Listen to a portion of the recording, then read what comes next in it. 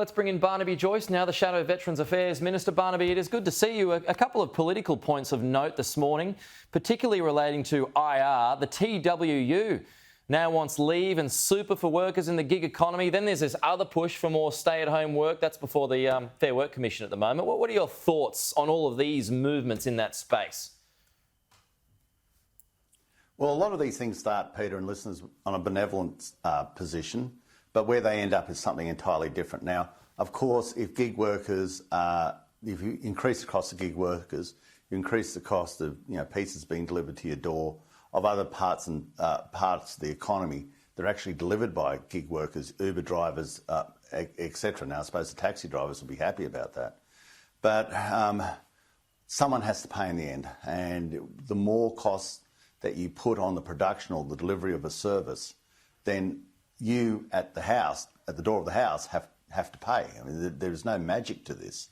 So in a cost of living crisis, you've got to balance these things up. So let's see the final determination. But we know if the TWU are involved with it, as is their want, maybe as is their role, they're going to push this as far as they possibly can, and push it too far, you're not going to help people on jobs, you're going to remove them from their jobs.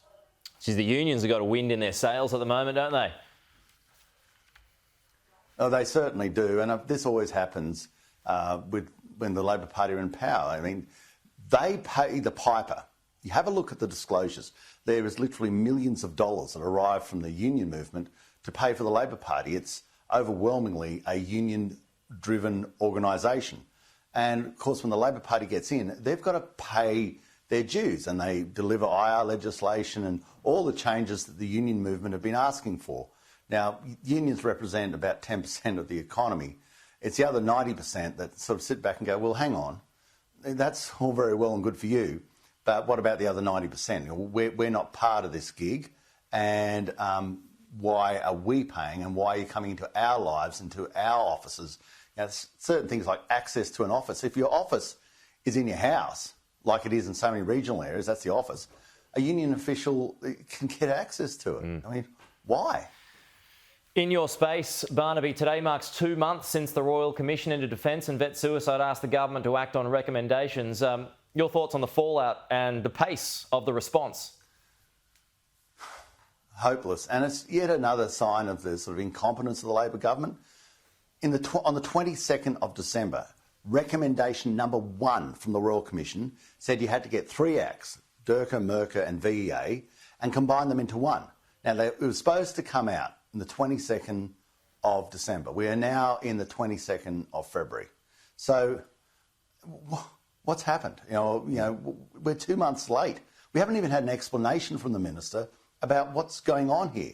Now, if they can't deliver on recommendation number 1 for the Royal Commission, then I'm starting to get really worried about any further recommendations. This is a litmus test as to whether not having the Minister in Cabinet and whether the government has the capacity and the competency to deliver on the basic issues of government, and in this case, recommendation 1 from a Royal Commission.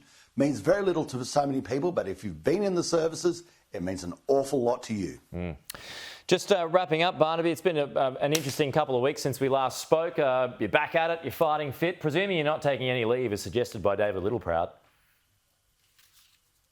Look, I'm just going to do my job, and I listen to the recommendations of my wife and my doctor, and I'm happy doing my job. And that's what people expect you to do.